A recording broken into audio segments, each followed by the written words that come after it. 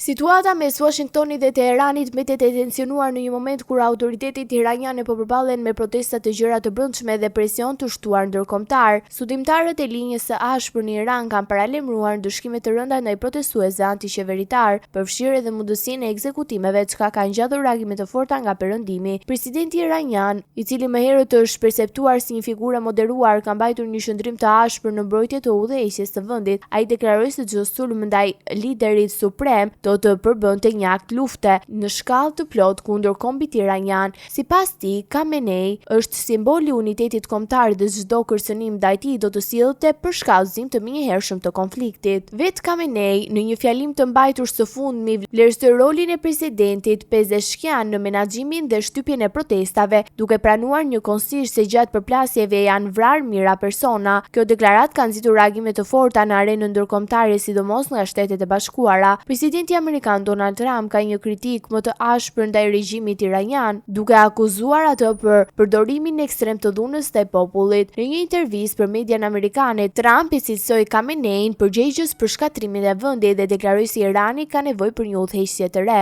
Ai paralajmëroi se SBA-ja është e gatshme të vepronte nëse autoritetet iraniane do të vazhdonin vrasjet dhe ekzekutimet e protestuesve. Protestat në Iran nisën më 28 dhjetor, fillimisht si reagim ndaj krizës ekonomike, por më shpejt u shndrua në një sfidë të drejtpërdrejtë ndaj qeverisë teokratike. Demonstratat u përhapën në disa qytete të mëdha, duke u shoqëruar me përplasje të dhunshme mes forcave të sigurisë dhe qytetarëve. Megjithëse Trump njoftoi më pas se kishte pezulluar planet për një sulm, pas informacioneve se Iranit kishte anuluar qindra ekzekutime, autoritetet iraniane nuk e kanë konfirmuar këtë pretendim. Përkundrazi, përfaqësues të gjyqësorit iranian kanë lënë të kuptojë se ndëshkimet kapitale mbeten të mundshme, duke ju referuar akuzës Moharreb, e cila sipas ligjit islam dënohet me vdekje.